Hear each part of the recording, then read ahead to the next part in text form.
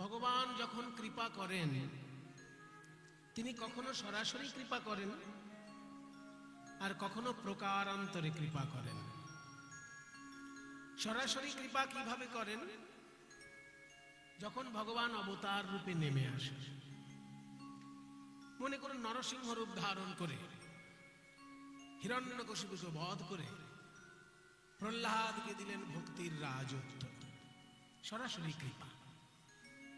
শ্রী রামচন্দ্র রূপে আগমন করে সীতা দেবীকে উদ্ধার করে নারী জাতির মর্যাদা প্রতিষ্ঠা করলেন, মাতৃজাতির মর্যাদা প্রতিষ্ঠা করলেন রামচন্দ্র। আবার জনগণের সন্দেহে সীতা দেবীকে বনবাসে পাঠিয়ে জনগণের মর্যাদা রক্ষা করলেন। দুদিক থেকে দুই ভাবে মর্যাদা রক্ষা করলেন। একদিকে রাবণকে বধ করে যেমন নারী জাতির মর্যাদা রক্ষা করেছেন, মাতৃজাতির মর্যাদা রক্ষা করেছেন সীতা দেবীকে উদ্ধার করে, তেমনি আবার জনগণ যখন বলল আমরা সীতা দেবীকে সন্দেহ করি কারণ তিনি রাক্ষসের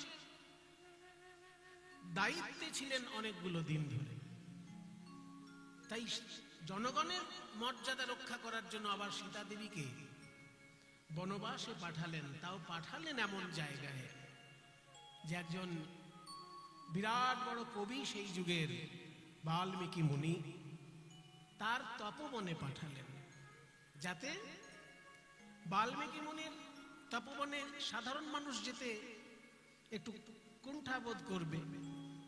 কারণ বাল্মীকি মুনির দু রকমের জীবন, তো মেরে ধরে পয়সা আদায় করা যে গুন্ডাদের কাজ, সেই গুন্ডার কাজ তিনি সারা জীবন করেছেন রত্নাকর দস্যুরূপে। কিন্তু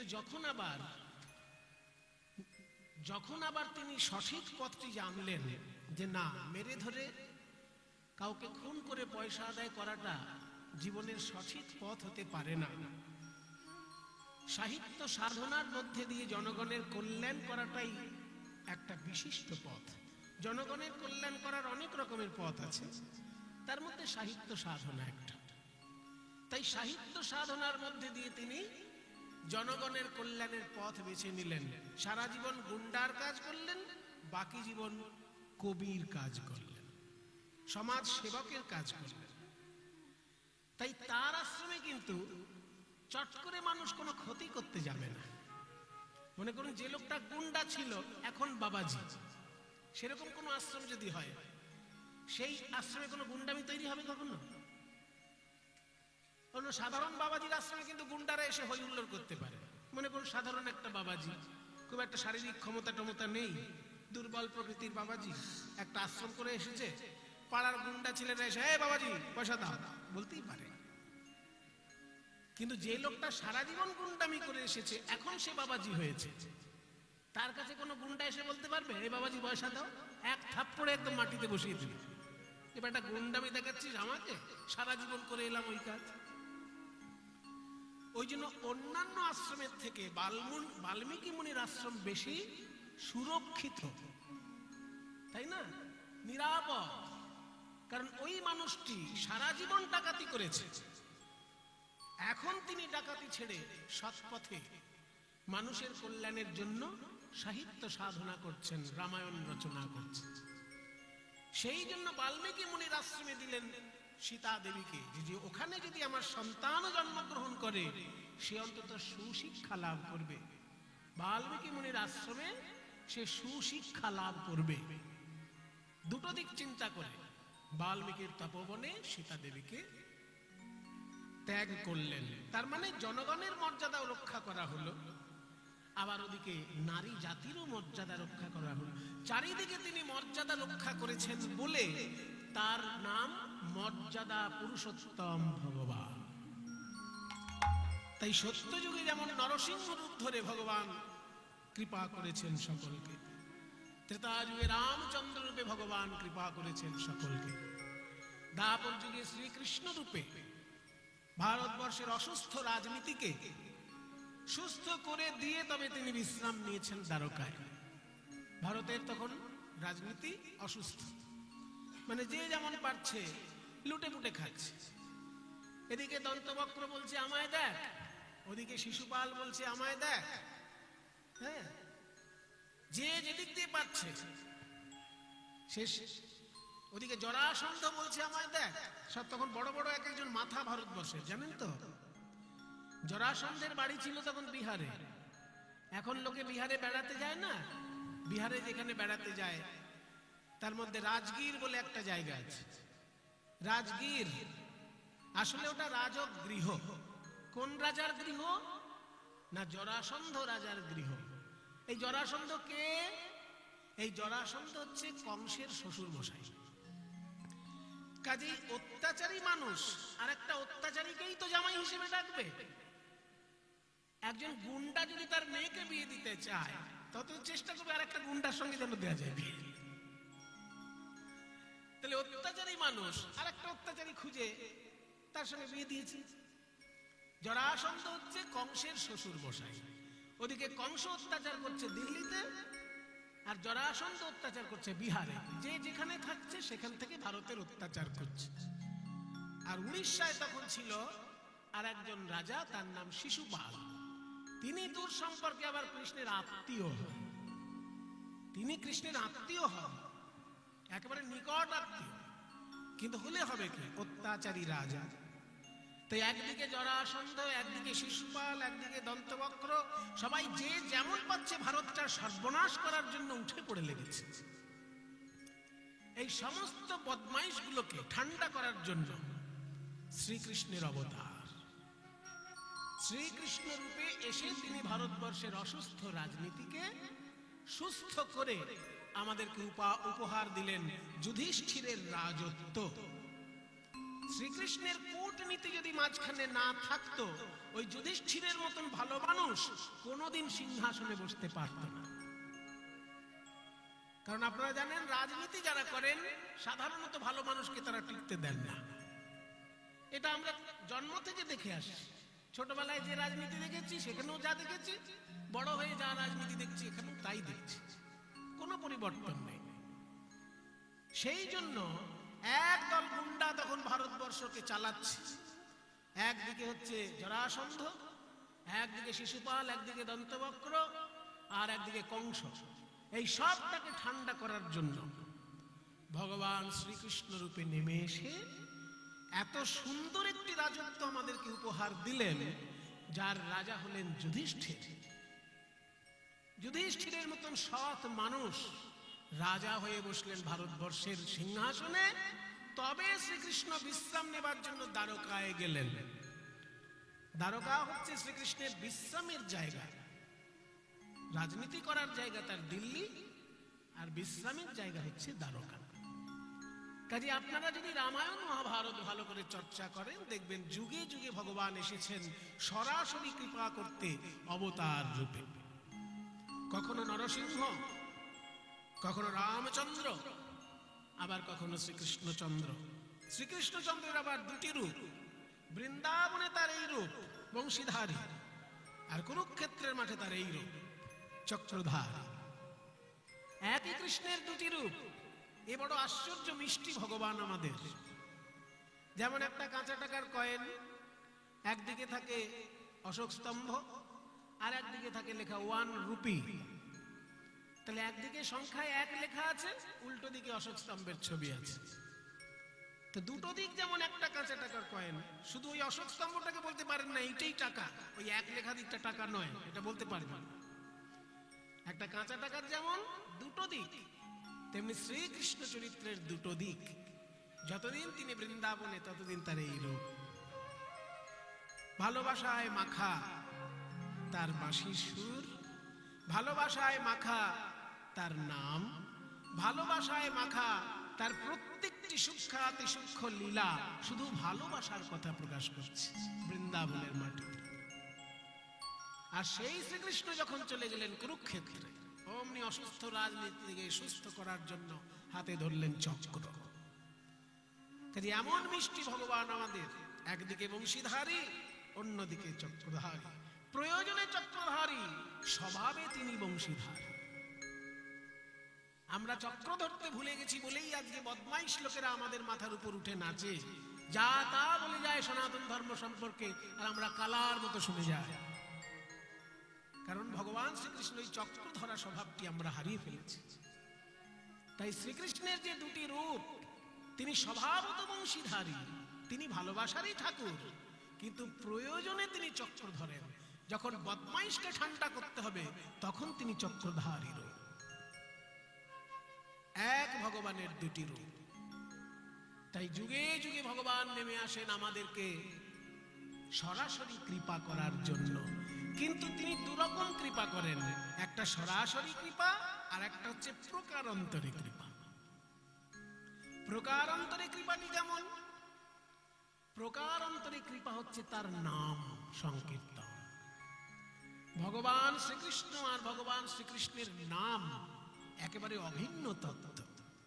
আমাদের বিশ্বাস হয় না সেটা আলাদা ব্যাপার, আমরা হয়তো পাথুরে প্রমাণ পাই না, সেই জন্য বিশ্বাস করতে পারি না। কিন্তু শাস্ত্র বলছে যে কৃষ্ণ আর কৃষ্ণ নাম আলাদা কিছু নয়। সুমন ভট্টাচার্য মানুষ আর সুমন ভট্টাচার্য নাম এক জিনিস নয়, কিন্তু ভগবানের ক্ষেত্রে সেটা খাটবে না। সুমন ভট্টাচার্য কীর্তন গাইতে পারে, কিন্তু সুমন ভট্টাচার্য নামটা কি কীর্তন গাইতে পারে? পারে না। কাজে সুমন ভট্টাচার্য মানুষের ক্ষমতা আলাদা আর সুমন ভট্টাচার্য নামটার ক্ষমতা আলাদা, দুটো এক জিনিস নয়। কিন্তু এই কাণ্ডটা মানুষের ক্ষেত্রে খাটে, ভগবানের ক্ষেত্রে খাটে না। ভগবানের নামে এত ক্ষমতা যে ভগবান যদি মনে করেন গিরিগোবর্ধন ধারণ করবেন বাঁ হাতের কোড়ে আঙুলে, ভগবানের নাম যদি মনে করেন তিনিও গিরিগোবর্ধনকে তুলে ধরতে পারেন। তার প্রমাণ কোথায়? যখন রামচন্দ্রের সেতু বন্ধন হচ্ছে, সেই সময় পাথরগুলো ভাসিয়ে দিচ্ছে, পাথরে রাম নাম লিখছে, তখন রামের ক্ষমতা নামের মধ্যে প্রকাশ করে সেই নাম যে পাথরে লেখা হচ্ছে সেই পাথর ভেসে থাকছে। তাহলে এখানে প্রমাণ হলো যে শ্রীকৃষ্ণ নাম যদি মনে করেন তিনি কিন্তু গিরি গোবর্ধন ধারণ করেও দেখিয়ে দিতে পারেন। তাই কৃষ্ণ আর কৃষ্ণ নামে কোনো পার্থক্য নেই। তাহলে আমরা বুঝতে পারি না কেন? বুঝতে না পারার কারণ হিসেবে আমাদের বৈষ্ণবাচার্যগণ বলেছেন, আমাদের অপরাধের জন্য নাম আমাদের প্রতি ক্রিয়াশীল হতে পারে না।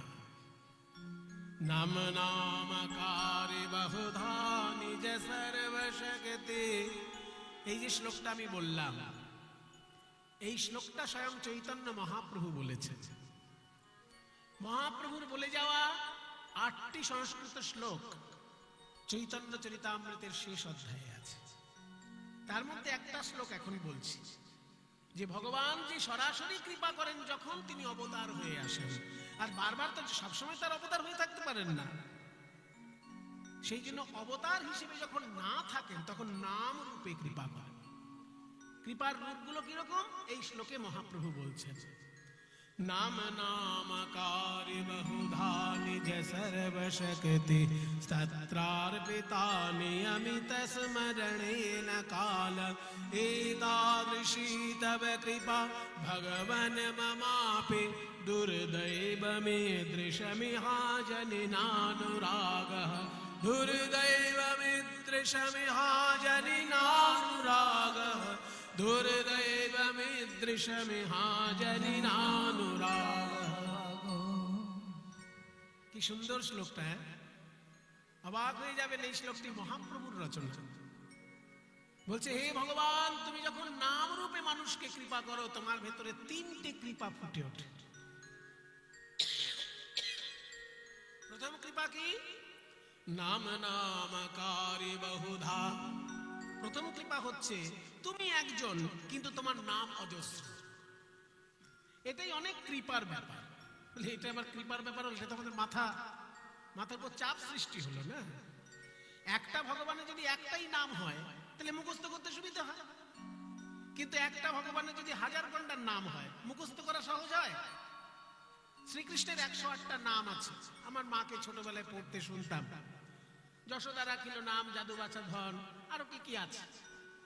তাহলে এই যে 108টা নাম শ্রীকৃষ্ণের আছে, কোন মানুষের মুখস্থ আছে বলুন তো? এটা এত লোক কীর্তন শুনছে, কেউ বলতে পারবেন না আমার মুখস্থ আছে 101টা নাম? আমি তো আগেই বলে দিচ্ছি আমার মুখস্থ নেই, আমি মায়ের কাছে শুনেছি সেইটুকু বলতে পারি। তাহলে ভগবানের যে 108টা নাম আছে আমাদের মুখস্থ করতে মাথা ফেটে যাচ্ছে। ওরে বাবা, আবার সংস্কৃত মহাভারত যদি খুলে দেখেন সেইখানে দেখবেন বিষ্ণুর সহস্র নাম আছে। গেয়ং গীতা নাম সহস্রম ধ্যেয়ম শ্রীপতি রূপমজস্রম।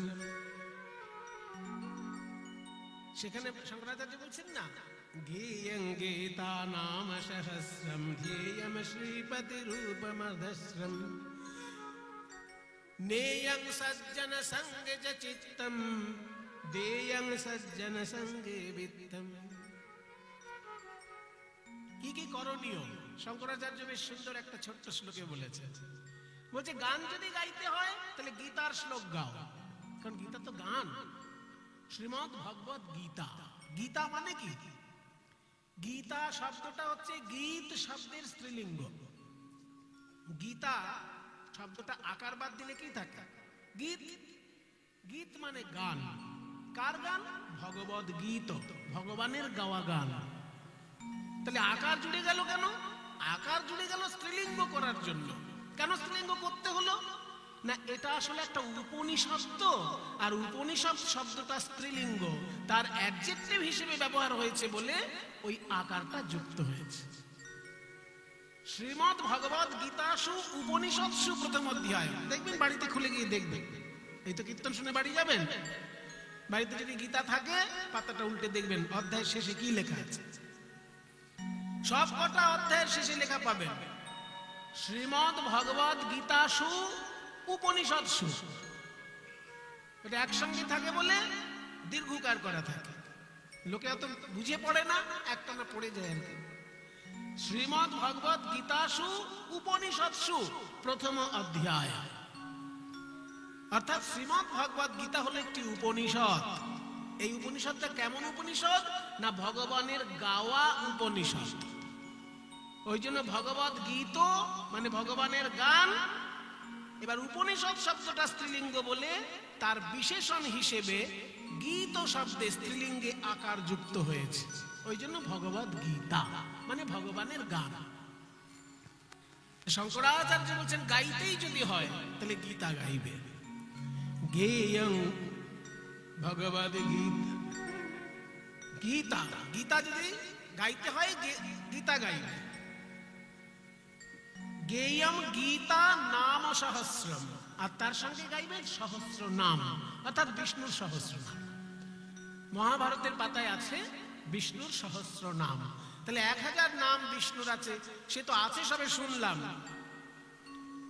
সেগুলো মুখস্থ করা কঠিন ব্যাপার নয়। ভগবান যদি একটা হয়, তার নাম যদি একটা হয়, মুখস্থ করার ঝামেলা নেই কিছু। একটা ভগবানের যদি 100টা নাম হয়, ভগবানের যদি 1000টা নাম হয়, তো সেটা মুখস্থ করা ঝামেলা কি না? তাহলে কেন বলছেন যে এক ভগবানের এতগুলো নাম হওয়াটা সেটাই প্রথম কৃপা? নাম নামকারী বহুধা নিজ সর্বশক্তি।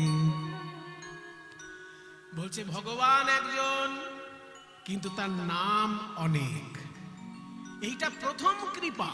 কেন জানো না? বিভিন্ন লোক বিভিন্ন রুচি নিয়ে জন্মায়, সেই রুচি অনুসারে যাতে তারা ভগবানের নাম গ্রহণ করতে পারে, ওই জন্য ভগবান এক হলেও তার নাম ভিন্ন ভিন্ন। ভালো করে বুঝে নিন ব্যাপারটা। অনেকেই আছে সব উল্টো পাল্টা প্রশ্ন করবে, ভগবানের এতগুলো নাম কেন? কৃষ্ণ, গোবিন্দ, মধুসূদন, রাধানাথ, গোপীনাথ, রাধারমন, এত নাম কেন কৃষ্ণের? বলে শোনো, ভগবান একজন কিন্তু তার নাম ভিন্ন ভিন্ন। কেন না? মানুষের রুচি ভিন্ন ভিন্ন। কেউ ভগবানকে প্রভু রূপে ভালোবাসে, আবার কেউ ভগবানকে সন্তান রূপে ভালোবাসতে পারে, কেউ ভগবানকে বন্ধু রূপে ভালোবাসতে পারে, কেউ ভগবানকে প্রিয়তম রূপে ভালোবাসতে পারে। যেমন মীরাবাই ভগবানকে প্রিয়তম রূপে ভালোবেসেছিল। রাজকন্যা হয়ে, রাজার স্ত্রী হয়ে রাজবাড়ি ছেড়ে দিয়ে রাস্তায় ভিক্ষে করে বেড়াচ্ছে। রাজরানী মীরা ভিখারিনী, গিরিধারী তোমার লাগিয়া। তাহলে রাজার মেয়ে হয়ে, রাজার স্ত্রী হয়ে রাজ ঐশ্বর্য ত্যাগ করে রাস্তায় রাস্তায় ভিক্ষা করছে কে? রাজকন্যা, রাজকুলবধূ মীরাবাই। কেন? ভগবানকে প্রিয়তম রূপে ভালোবেসেছে তাই। তাহলে ভগবানকে যদি কেউ প্রিয়তম রূপে ভালোবাসে, সে তো গোপাল বলে ডাকবে না, সে তো কানাই বলে ডাকবে না। যে ভগবানকে বন্ধু রূপে ভালোবাসবে, সে ভগবানকে কানাই কানাই বলে ডাকবে। যেমন শ্রীরাম সুদাম দাম সুদাম, এরা কি কখনো ভগবানকে রাধারমন বলে ডাকবে? রাধারমন শোনো, এটা কোনোদিন শ্রীরাম ডাকতে পারে? শ্রীরাম তো রাধারানীর দাদা। এবার শ্রীরাম যদি রাধারানীর দাদা হয়, কৃষ্ণের বন্ধু হয়, সে কখনো কৃষ্ণকে রাধানাথ বা রাধারমন বলে ডাকতে পারে? এতে রসে একেবারে সর্বনাশ হয়ে যাবে, রসবিচার। সেই জন্য শ্রীরাম সুদাম যখন কৃষ্ণকে ডাকবে, সে কানহাইয়া কানহাইয়া কানহাইয়া বলে ডাকবে। সে রাধারমন বলে ডাকবে না, গোপীনাথ বলে ডাকবে না, রাধানাথ বলে ডাকবে না। আবার মা যশোদার ভাব নিয়ে যদি কেউ কৃষ্ণকে ভালোবাসে, সে কৃষ্ণকে গোপাল গোপাল বলে ডাকবে। সেও রাধানাথ বলবে না, আর সে কানহাইয়াও বলবে না। তাহলে কেউ মা যশোদার ভাব নিয়ে যদি ভালোবাসে, সে গোপাল বলে ডাকবে। কেউ শ্রীরাম সুদামের ভাব নিয়ে ভালোবাসলে সে কানহাই বলে ডাকবে। আর কেউ যদি রাধারানীর ভাব নিয়ে ভালোবাসে, কেউ যদি গোপী ভাব নিয়ে ভালোবাসে, কোন মাইকটা আওয়াজ হচ্ছে দেখুন, ফস ফস। কেউ যদি রাধানাথ, কেউ যদি গোপী ভাব নিয়ে ভালোবাসে, তাহলে সে রাধানাথ, গোপীনাথ, রাধারমন এই শব্দগুলো বলবে। ওই জন্যই বলছে ভগবান এক, কিন্তু তার নাম বিভিন্ন, কারণ ভক্তগণের রুচি ভিন্ন ভিন্ন। আর ঘাড়ে ধরে যদি সবাইকে এক নাম নেওয়াতে থাকে, যে কৃষ্ণ ছাড়া আর কিছু বলা যাবে না, গোপাল ছাড়া ভগবানকে আর কিছু বলা যাবে না, গোপাল ছাড়া যদি কেউ রাধা রমন বলেছ কৃষ্ণকে, গলা কেটে দেবে। এই জঙ্গি ভাবনা যদি বৈষ্ণব জগতে কখনো প্রবেশ করে, যে ভগবানকে গোপাল ছাড়া কিচ্ছু বলা যাবে না, গোপাল ছাড়া কেউ যদি ভগবানকে কানহাই বলেছ, গলা কেটে দেবো, কেউ যদি ভগবানকে রাধারমন বলেছ, গলা কেটে দেবো, এই জঙ্গি ভাব যদি কোনোদিন বৈষ্ণব জগতে প্রবেশ করে, বৈষ্ণব জগতে তখন রস বলে কিছু থাকবে? একটা কাঠখোট্টা পাথুরে ধর্ম হয়ে যাবে, পাথরের মতো ধর্ম, ছুড়লে মাথা ফেটে যাবে লোকের, হৃদয়ে কিচ্ছু প্রভাব ফেলবে না। রস প্রভাব ফেলে হৃদয়ে, আর বৈষ্ণব জগৎ হচ্ছে রসের জগৎ। তাই ভগবানকে যদি কেউ প্রিয়তম রূপে ভালোবাসে, সে রাধানাথ, গোপীনাথ এই নামগুলো বলবে। ভগবানকে যদি কেউ সন্তান রূপে ভালোবাসে, সে গোপাল বলবে। ভগবানকে যদি কেউ বন্ধু রূপে ভালোবাসে, সে কানহাই কানহাই বলবে। এই জন্য এক ভগবানের এতগুলো নাম, সে শত নামও হতে পারে, সহস্র নামও হতে পারে। অনেক লোকের বাঞ্ছা অনেক প্রকার, ওই জন্য চৈতন্য চরিতামৃতে খুব সহজ করে বলে দিল, অনেক লোকের বাঞ্ছায় অনেক প্রকার, কৃপাতে করিলা অনেক নামের প্রচার। এটা প্রথম কৃপা। এবার দ্বিতীয় কৃপা কি? নাম নামাকারে বহুধা নিজ সর্বশক্তি স্তত্রার্পিতা। নিজ সর্বশক্তি স্তত্রার্পিতা, এটা দ্বিতীয় কৃপা। যেটা একটু আগে বলছিলাম, ভগবান তার নিজের সমস্ত ক্ষমতা নামের মধ্যে দিয়ে দিয়েছেন, কুক্ষিগত করে রাখেন। কৃষ্ণ নিজে যদি পুতনা বধ করতে পারে, কৃষ্ণ নামও পুতনা বধ করতে পারে। কৃষ্ণ যদি গিরিগোবর্ধন ধারণ করতে পারে, কৃষ্ণ নামও গিরিগোবর্ধন ধারণ করতে পারে। ভগবান নিজের ক্ষমতা নামের মধ্যে দিয়েছে, তাই নাম এত শক্তিশালী। বলছি কি করে বুঝবো? উদাহরণ দিন, একটা উদাহরণ। উদাহরণ ছাড়া আমরা বুঝতে পারি না। ক্ষমতা যদি না দেওয়া থাকে, তাহলে কোনো কাজ হয় না। যেমন ধরুন, একটা সাধারণ কাগজ আর একটা 100 টাকার নোট, এই দুটোর মধ্যে পার্থক্য কি? সাধারণ কাগজ যদি রাস্তায় পড়ে থাকে, কেউ পকেটে তুলবে? পা দিয়ে আরো সরিয়ে দেবে রাস্তাটা পরিষ্কার করার জন্য। কিন্তু রাস্তায় যদি 100 টাকার নোট পড়ে থাকে, সঙ্গে সঙ্গে সেইটাকে তুলে নিয়ে একদম বুক পকেট, ভিতরের বুক পকেট, পড়ে না যায়। তাহলে 100 টাকার নোট তুমি বুক পকেটে রাখলে, সাধারণ কাগজ পা দিয়ে সরিয়ে দিলে কেন বাবা? কারণ ওই সাধারণ কাগজটা গিয়ে কোনো দোকানে দেখালে 100 টাকার জিনিস দেবে না, কিন্তু 100 টাকার নোটটা কোনো দোকানে দেখালেই 100 টাকার জিনিসপত্র পাওয়া যাবে। এই পার্থক্য হয়ে গেল কিসে? পার্থক্য হয়ে গেল সরকারি ক্ষমতার জন্য। সরকার সাধারণ কোন কাগজে 100 টাকার মূল্য দেয়নি, কিন্তু 100 টাকার নোটে ওই যে ছবি দেওয়া আছে, ওই যে গভর্নরের সই আছে, ওই যে রিজার্ভ ব্যাংকের যে একটা স্ট্যাম্প আছে, ওইটার জন্যই 100 টাকার মূল্য হয়ে গেল। একটা সাধারণ কাগজ আর 100 টাকার পার্থক্য এই যে 100 টাকার নোটের মধ্যে সরকারের ক্ষমতা দেওয়া আছে, আর সাধারণ কাগজে কোনো ক্ষমতা দেওয়া নেই। ঠিক তেমনি হরি নামটাও একটা শব্দ, আর সাধারণ অন্যান্য শব্দও একটা শব্দ, কিন্তু অন্য শব্দের মধ্যে ক্ষমতা নেই, হরি নামের মধ্যে ভগবান তার নিজের ক্ষমতা দিয়ে দিয়েছেন। এটা দ্বিতীয় কৃপা। তৃতীয় কৃপা কি? নাম নামকারি বহুধা নিজ সর্বশক্তি সততরার্পিতানি অমিত স্মরণেন কালঃ। তৃতীয় কৃপা হলো নিয়মিত স্মরণে ন কালঃ। এত মূল্যবান ভগবানের নাম, কৃষ্ণ যতটা ক্ষমতাময় তার নাম ততটা ক্ষমতাময়, তবুও সেই নামের জন্য কোনো নিয়ম বেঁধে দিলেন না। এটাই তৃতীয় কৃপা। ভগবান যদি বলতেন যে ভোর 4টের সময় কৃষ্ণ নাম না বললে কোনো পুণ্য পাওয়া যাবে না, তাহলে কজন বলতে পারত? যাদের ভোরবেলায় ঘুম ভাঙে না তারা কোনোদিন পুণ্য পেত না। যাদের ভোরবেলায় ঘুম ভেঙে যায় তারা 4টের সময় নাম নিচ্ছে, ভালো কথা। কিন্তু ভগবান যদি এরকম বেঁধে দিতেন যে ভোর 4টের সময় নাম না বললে সেই নামে কোনো পুণ্য হবে না, যদি এরকম বেঁধে দিতেন, তাহলে কজন এই কৃষ্ণ নাম উচ্চারণের পুণ্য লাভ করতে বলুন? তাই চৈতন্যদেব বলছেন যে কৃষ্ণের নাম এত মূল্যবান একটি মন্ত্র, কিন্তু সেটা জপের জন্য কোনো নিয়ম বেঁধে দিলেন না। বললেন না যে ভোর 4টের সময় না বললে পুণ্য হবে না, কিংবা সন্ধ্যা 6টার সময় না বললে পুণ্য হবে না, ওরকম বেঁধে দিলেন না। তোমার যখন খুশি, তোমার যেমন সম্ভব, তোমার যেমন সুবিধে, তোমার নিজের সুবিধে অনুসারে তুমি নাম জপ করতে পারো। এইটাই ভগবানের তৃতীয় কৃপা। ওই জন্য চরিতামৃতে আরো সরল করে বলে দিল, খাইতে শুইতে নাম যথা তথা লয়,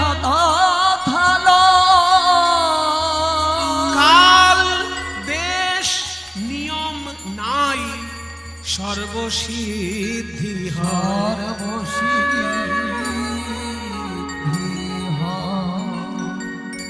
খাইতে শুইতে নাম যথা তথা। যদি এরকম বলতো যে নাম জপ করতে গেলে খেতে খেতে নাম করা যাবে না, খেতে খেতে নাম করলে নাম এঁটো হয়ে যাবে, ভগবান যদি এরকম কিছু বলে দিতেন কোন শাস্ত্রে, অমনি গন্ডগোল হয়ে যেত। তাহলে খেতে খেতে কোনো লোক যদি মরে যায়, তাহলে মরণকালে তার নাম বলা হলো না।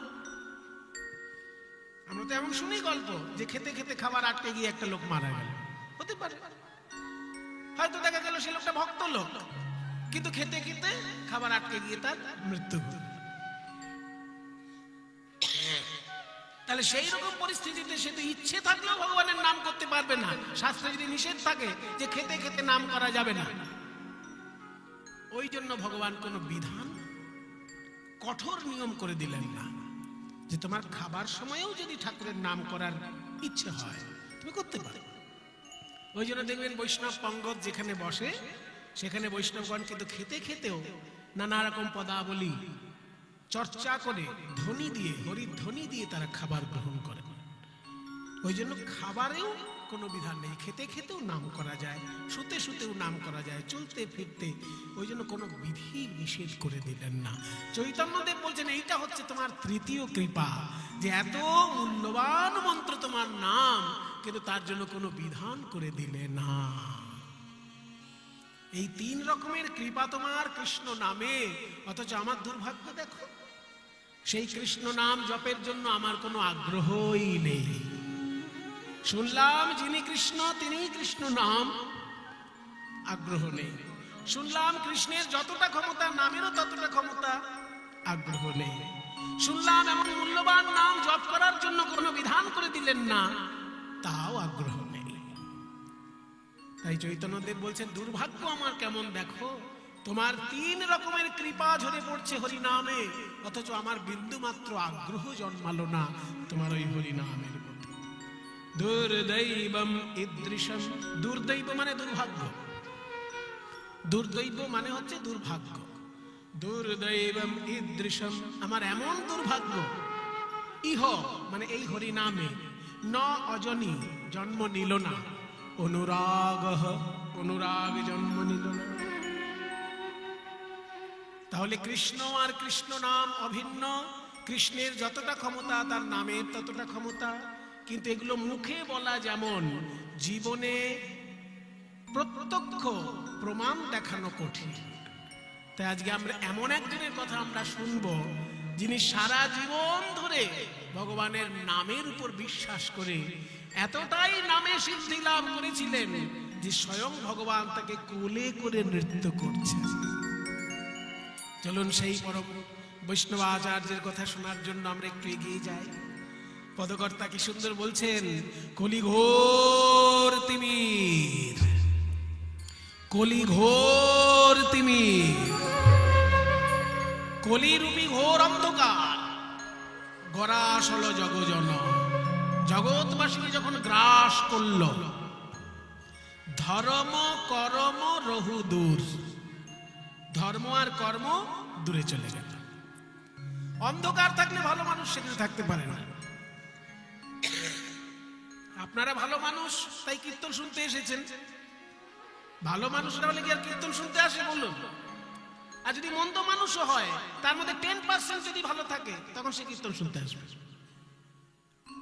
মন্দ মানুষও যদি আসে কীর্তনের আসরে, জানবেন সেই সময় তার ভালো অংশটা কাজ করছে, তাই সে কীর্তনের আসরের কাছে এসেছে। একটা মানুষ 100% মন্দ হতে পারে না। কেউ যদি 90% মন্দ হয়, তাহলে 10% অন্তত তার মধ্যে ভালো আছে। তো যদি কীর্তনের আশেপাশে কোনো খারাপ লোকও চলে আসে, জানবেন তার ভিতরে ওই 10% ভালো মানুষটা কাজ করছে, তাই সে কীর্তনের আশেপাশে এসেছে। তা আপনারা যে কীর্তন শুনতে এসেছেন, আপনারা তো ভালো মানুষ।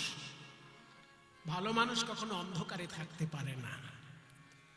চোর, ডাকাত, ছিনতাই পার্টি এরা সব অন্ধকারে থাকতে ভালোবাসে, কিন্তু ভক্ত মানুষ, ভালো ছাত্র, ভালো সাধক, তারা অন্ধকারে থাকতে ভালোবাসবে কি?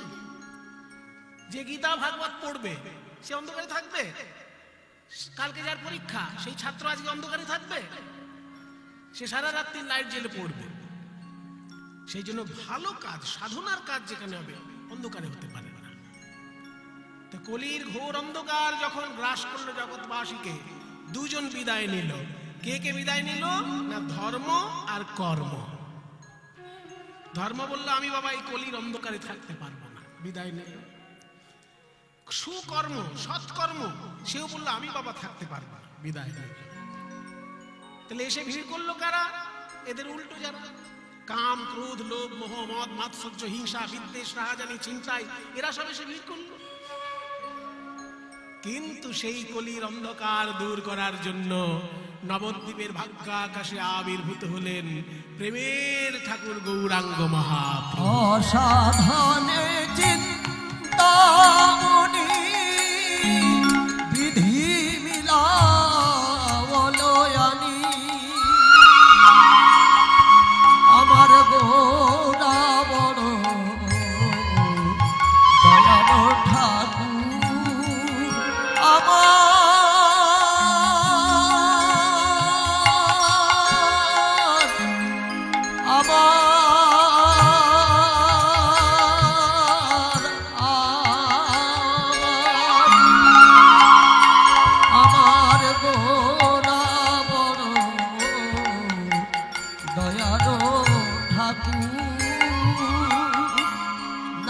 এমন দয়াল আর হবে না।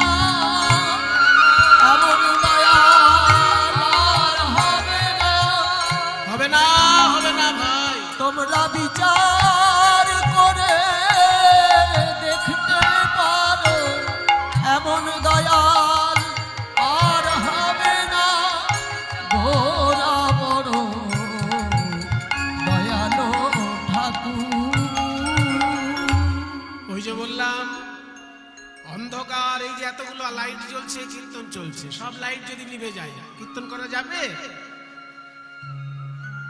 ভালো কাজ আলোর মধ্যে ছাড়া হয় না। অন্ধকারে মন্দ কাজ হতে পারে। যদি কোথাও মদের ঘাঁটি বসে, দেখবেন 5টা বন্ধু মিলে মদ খাচ্ছে, অন্ধকার খুঁজে বেড়াচ্ছে, কোথায় অন্ধকার আছে। দেখবেন কোথাও যদি জুয়া খেলা হয়, অন্ধকার খুঁজে বেড়াচ্ছে, পুলিশ যেন না ধরে, অন্ধকার খুঁজে বেড়াচ্ছে। তার মানে মন্দ কাজ অন্ধকারে হয়, ভালো কাজ, কালকে যার পরীক্ষা সেই ছেলেটা আজকে কখনো অন্ধকারে বসে থাকবে না। সে আজকে সারা রাত্রির লাইট জ্বেলে বসে থাকবে, কালকে পরীক্ষায় পাশ করতে হবে। ওই জন্য ভালো কাজ আলো ছাড়া হয় না। আজকে কলির অন্ধকার যখন এলো, তখন ধর্ম আর কর্ম বিদায় নিল। এসে দাঁড়ালো কে? কাম, ক্রোধ, লোভ, মোহ, মদ, মাৎসর্য, হিংসা, বিদ্বেষ, ছল, চাতুরি, এরা সব এসে ভর্তি হয়ে গেল। কিন্তু অন্ধকার তো সারাক্ষণ থাকে না বাবা। রাত্রির পোহালেই সূর্যদেব উদয় হয়, সারা জগৎ আলোকিত করে দেয়। ঠিক তেমনি গৌরাঙ্গ রূপী সোনার চাঁদ নবদ্বীপে উদয় হয়ে ওই কুকর্ম, অসৎ কাজ, এগুলো সব দূর করে দিলেন। কাম, ক্রোধ, লোভ, মোহ, মদ, মাৎসর্য, হিংসা, বিদ্বেষ, এগুলো সব আস্তে আস্তে দূর হতে লাগলো গৌরাঙ্গের অবতারের ফলে। তাই পদকর্তা বলছে, ভাই রে আমার ঘোরা গুণ কহনে না যায়, না যায়, না যায়, না যায়, না যায়, গোরা গুণ কহনে না বলা যায় না, যায় না, গুণ কহনে না যায়, যায় না, যায় না, যায় না, যায় না, বলা কহনে না যায়, কহনে না যায়, কহনে না যায়, কহনে না যায়, যায় গো গোরা গুণ কহনে না যায়। আরে বাবা, আমি মানুষ, আমার চোখ দুটো, আমার কান দুটো, হাত দুটো, পা দুটো, কিন্তু মুখ একটা। এই মুখ দিয়ে আমাকে খেতে হবে, আবার এই মুখ দিয়ে মিথ্যে কথা বলতে হবে। আমি কি করে এই মুখটা দিয়ে গৌরাঙ্গের কথা বলবো? জানো, গৌরাঙ্গের কথা বলতে গিয়ে কারা কারা হেরে যায়? 4 মুখের যেমন ব্রহ্মা আছে, তেমনি 100 মুখেরও ব্রহ্মা আছে। 4 মুখের ব্রহ্মা, 100 মুখের ব্রহ্মা, তারাও পারে না। কত শত আনন, কত চতুরানন, কত শত আনন, কত চতুরানন,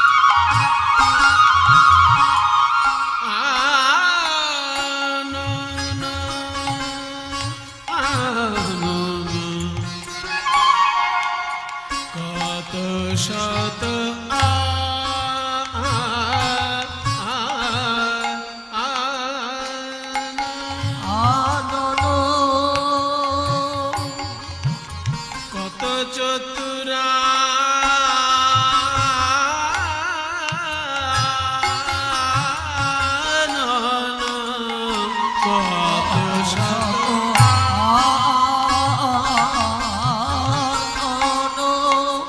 কত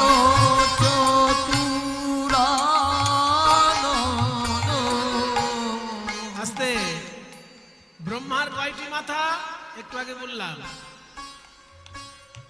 ব্রহ্মার কয়টি মাথা গো? চারটে মাথা ব্রহ্মার। চারটে মুখ দিয়ে চারটে বেদ পাঠ করেন, ঋক, সাম, যজু, অথর্ব। চারটে মুখ দিয়ে চারটে তত্ত্বের কথা বলেন, ধর্ম, অর্থ, কাম ও মোক্ষ। তাহলে চারটে মাথা যে ব্রহ্মার, সেই ব্রহ্মা যদি ঠিক ঠিক কাজ করতে পারে, তাহলে পরজন্মে আবার সে ব্রহ্মা হয়, তখন একটা মাথা জুড়ে যায়। আবার পরজন্মে যদি কাজ ঠিক করে, আবার জন্ম নেবে, আর একটা মাথা জুড়ে যাবে। এরকম মাথা জুড়তে জুড়তে ব্রহ্মা শত মদনের ব্রহ্মাও আছে, শত বদনের ব্রহ্মাও আছে, চার বদনের ব্রহ্মা তো আছেই। পদকর্তা বলছেন কত শত আনন, কত চতুরা আনন। তারাও গৌরাঙ্গের কথা বলে শেষ করতে পারে না, আর আমি কি বলবো সাধারণ মানুষ।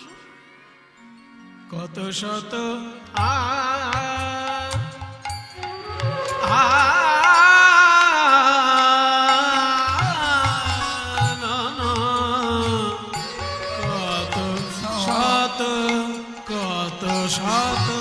কত শত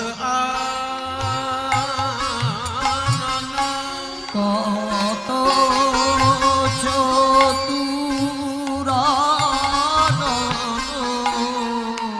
তারা বরণিয়া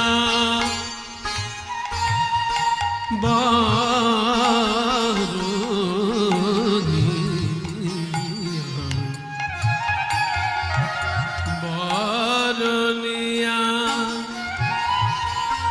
ওর নাহি পায়।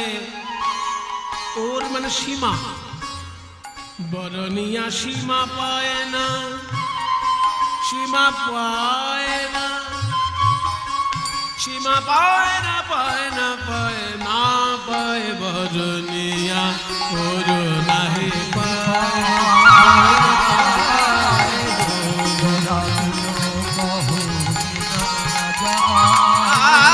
আমার গোরা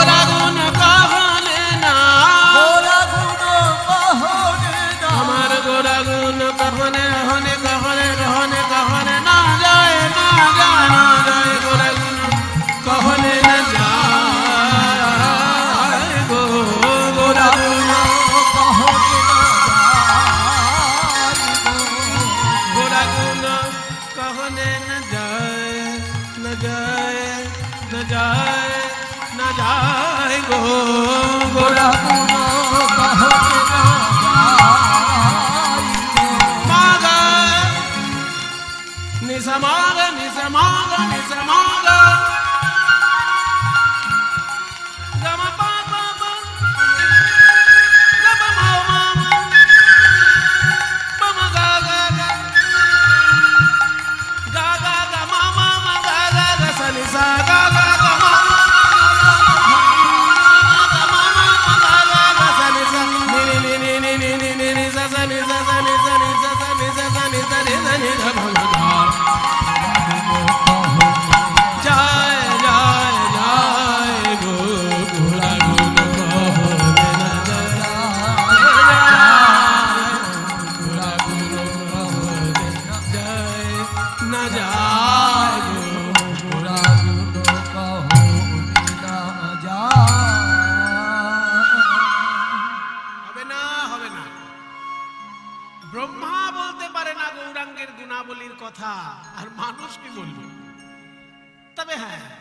নিজেকে শুদ্ধ করার জন্য বলা যায়,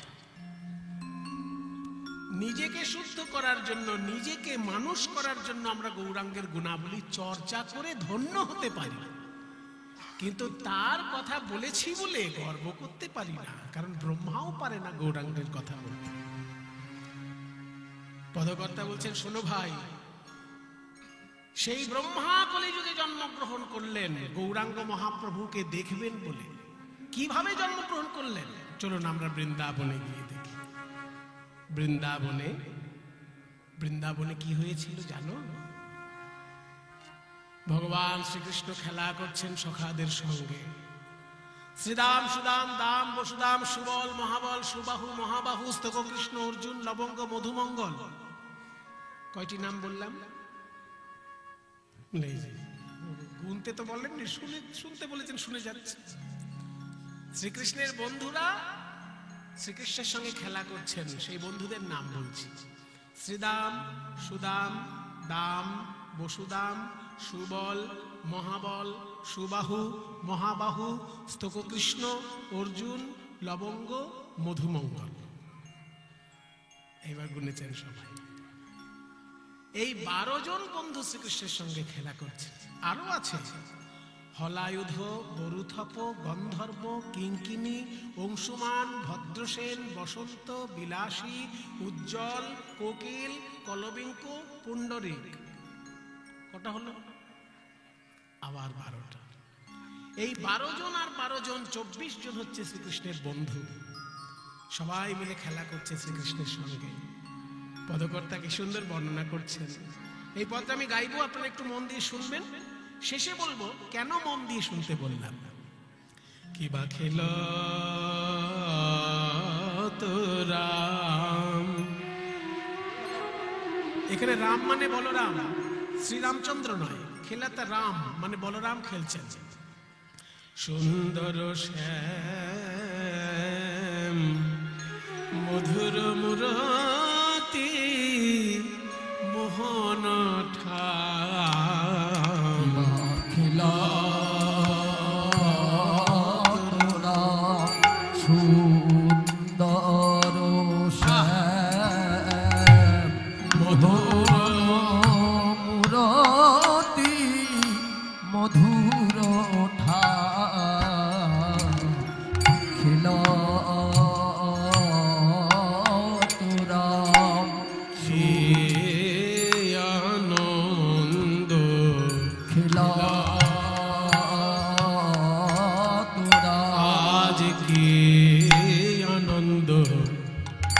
যমুনার তীরে কি আনন্দ, যমুনার তীরে কি আনন্দ।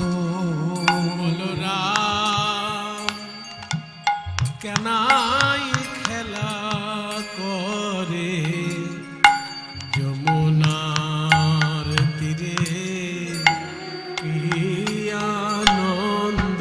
বলরাম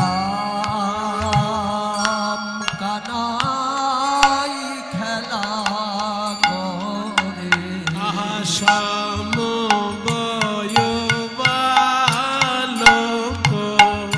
শনে। বলরাম কানাই খেলা করে সমময় বালক শনে। বলরাম কানাই খেলা করে ওই সমময় বালক শনে। বলরাম কানাই খেলা শ্রী যমুনার তীরে আলো হইব।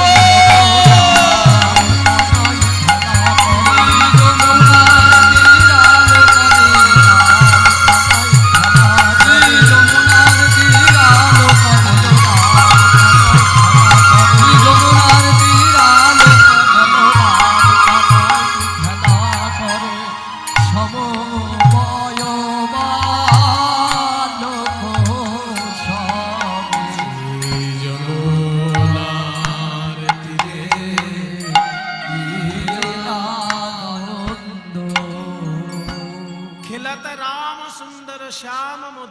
মূরতি মোহন ঠাম। কাচনি পাঁচনি বেত্র বেনু। কাচনি মানে বেশভূষা। বেশভূষায় কি কি আছে? বেত্র বেনু, বেত আছে, মানে গরুকে তাড়ানোর জন্য বেত, গরুকে নিয়ন্ত্রণ করার জন্য বেত, আর বেনু আছে। কাচনি পাচনি বেত্র বেনু মুরলি খুরলি গান। ও যে বেনু যখন বললেন আবার মুরলি কেন বলছেন? বেনু মানেও তো বাঁশি, মুরলি মানেও বাঁশি। বলছে বেনু মানেও বাঁশি, মুরলি মানেও বাঁশি, কিন্তু একরকম দেখতে নয় দুটো। বেনু কেমন না, পারিকাক্ষ্য ভাবে বেনু দ্বাদশ আঙ্গুল দৈর্ঘ্য ভাগ। কৃষ্ণের যে বাঁশিটা 12 আঙ্গুল লম্বা, 6টি ছিদ্র থাকবে, তাকে বলে বেনু। আর কৃষ্ণের যে বাঁশিটা হস্তদ্বয়মিতায় আমা মুরলি চারু নাদিনী, 2 হাত লম্বা হবে, 4টি ছিদ্র থাকবে, তাকে বলে মুরলি। কাজেই 12 আঙ্গুল অর্থাৎ 1 ফুট মতো, 1 ফুট যে বাঁশি, এই যে এইরকম সাইজ, সেটা হচ্ছে বেনু। আর 2 হাত লম্বা যেটা, সেটা হচ্ছে মুরলি। মুরলির গম্ভীর স্বর আর বেনুর তীক্ষ্ণ স্বর। মুরলি খুরলি গান, খুরলি মানে সিংহা, মুরলি খুরলি গানারি, তাতে যেন গান গাইতে গাইতে চলেছে। মুরলি খুরলি গানারি, মুরলি খুরলি গানারি, বা মুরলি বাঁশি বাজায়ে চলে, রাগের মূর্ছনা দিয়ে বাজায় মূর্ছনা দিয়ে বাজায় চলে, মূর্ছনা দিয়ে বাজায়ে চলে। মূর্ছনা দিয়ে আহা মুরলি খুরলি গানারি, বা মুরলি খুরলি গানারি।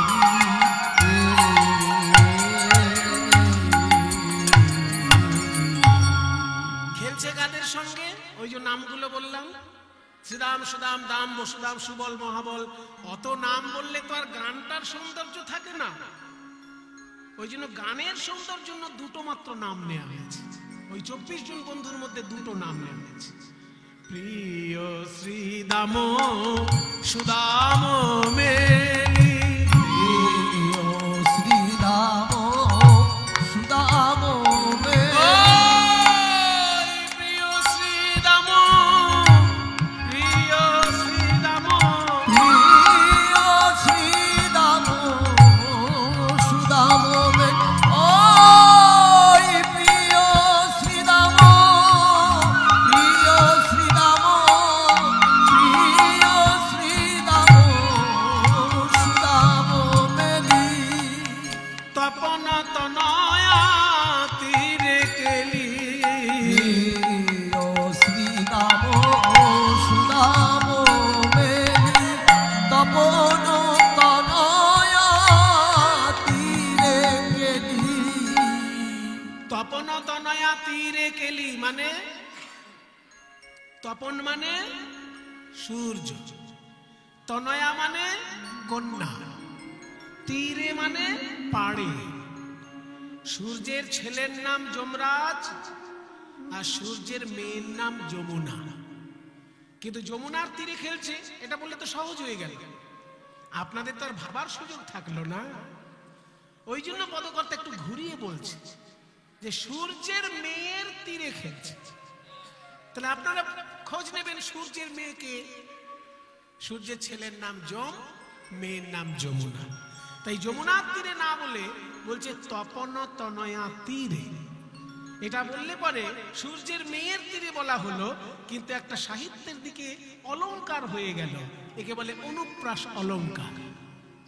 যখন একই অক্ষর বারবার পুনরাবৃত্ত হয়, ত ত ত, তপন তনয়া তীরে, এটা হচ্ছে অনুপ্রাস অলংকার। এগুলো উচ্চ মানের সাহিত্য, তো পড়াশোনার ব্যাপার, সেই জন্য একটু অলংকার যুক্ত হয়ে গেল। তপন তনয়া তীরে কেলি, প্রিয় শ্রীরাম সুদাম মেলি, তপন তনয়া তীরে গেলি। ধবলি ধবলি শ্যামলি আওরি আওরি ধবলি শ্যামলি আওরি আওরি ধবলি শ্যামলি আওরি আওরি পুকারি চলত কানরি বাবুকারি চলত কানরি বাবুকারি চলত কানরি বাবুকারি চলত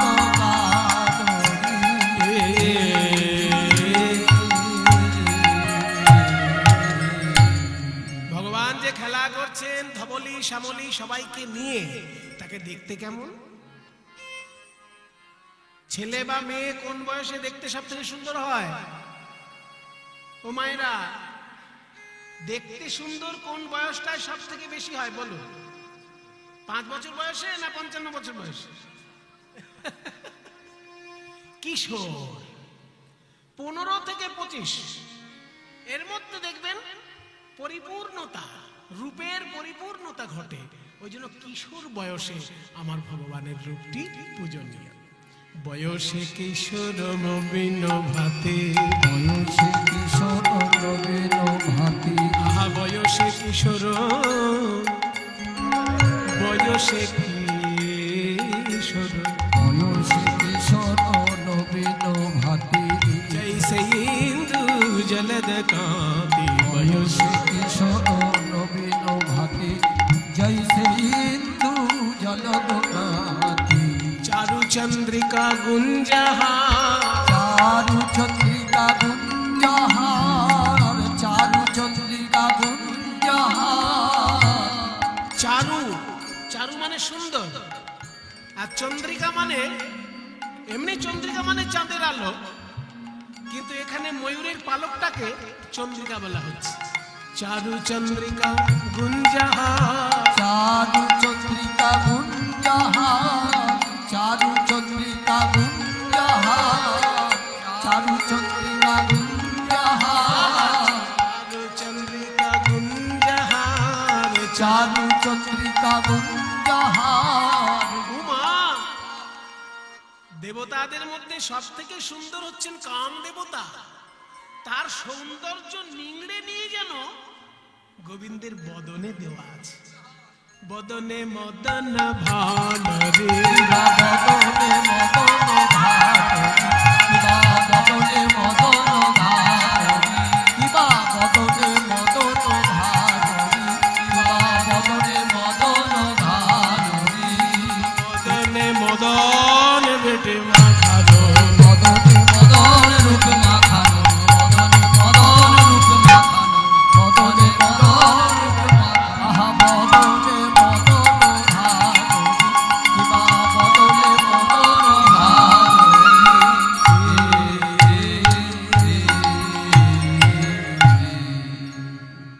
এত সুন্দর ভাবে খেলা করছেন যিনি সখাদের সঙ্গে ধেনুবৎস নিয়ে, তিনি কে জানো? দেখতে রাখালের মতো হলেও রাখাল তিনি নন। এইবার পদকর্তা বলছেন তিনি কে জানো? আগম নিগম বেদ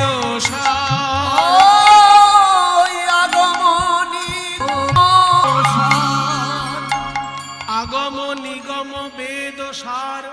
আগম মানে কি মায়েরা?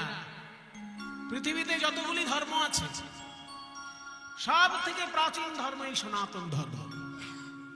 এটা ভারতবাসীর অহংকারের বিষয়। সারা পৃথিবীতে অনেক ধর্ম আছে, আর অন্যান্য ধর্মরা চায় যে সনাতন ধর্মটা যেন নষ্ট হয়ে যায়, কিন্তু হবে না। কারণ এই সনাতন ধর্ম পৃথিবীর মধ্যে সব থেকে প্রাচীন ধর্ম, এখনো স্বমহিমায় সুপ্রতিষ্ঠিত। কেন জানেন? এর দর্শনের জন্য, এর সাহিত্যের জন্য, এর তত্ত্বের জন্য। আগম শাস্ত্র, সনাতন শাস্ত্র 3 ভাগে বিভক্ত। শুনে রাখুন, বইপত্র আজকাল মানুষ কেনা ভুলে গেছে। আজকাল শুধু ঘরে ঘরে মোবাইল কেনার হিড়িক। একটা মোবাইল খারাপ হলে হওয়ার আগে আর একটা মোবাইল চলে আসছে। পুরোপুরি খারাপ হয়নি, একটু খারাপ হতে লেগেছে কিনা আর একটা মোবাইল। তাহলে আগে মানুষ পয়সা হলে বই কিনতো, আর এখনকার দিনে পয়সা হতে না হতে মোবাইলকে যে ধারে কিনে নিচ্ছে, পয়সা পরে দেওয়া যায়। বইপত্র সম্পর্কে যদি খবর নেন, সনাতন ধর্মের শাস্ত্র 3 ভাগে বিভক্ত: আগম, নিগম, বেদ। আগম কাকে বলে না? আগতং শিব বক্তৃভ্য গতং চ গিরিজামুখ শ্রুতৌ। যে শাস্ত্র শিব ঠাকুরের মুখ থেকে এসেছে, মা দুর্গার কানে প্রবেশ করেছে, তাকে বলে আগম শাস্ত্র, অর্থাৎ তন্ত্র শাস্ত্র। আর যে শাস্ত্র ব্রহ্মার মুখ থেকে বেরিয়েছে, নারদ মুনির কানে প্রবেশ করেছে, তাকে বলে নিগম শাস্ত্র, অর্থাৎ 18 পুরাণ, রামায়ণ, মহাভারত, এগুলো সব নিগম শাস্ত্র। আর যে শাস্ত্র সরাসরি ঈশ্বর মুনি ঋষির হৃদয়ে মন্ত্ররূপে আবির্ভূত হয়েছেন, তাকে বলে বেদ। ঋষিদের শাস্ত্র বেদ শাস্ত্র। ব্রহ্মার শাস্ত্র আগম, শিবের ব্রহ্মার শাস্ত্র নিগম, শিবের শাস্ত্র আগম। এই আগম, নিগম, বেদ 3 রকমের যে সনাতন শাস্ত্র, তার সার তত্ত্ব যিনি, তিনি আজকে রাখাল রূপে খেলা করছেন। আগম, নিগম, বেদ সার। আগম নিগম বেদ সার, লীলাই করত মঠ বিহার। আগম নিগম বেদ সার, আগম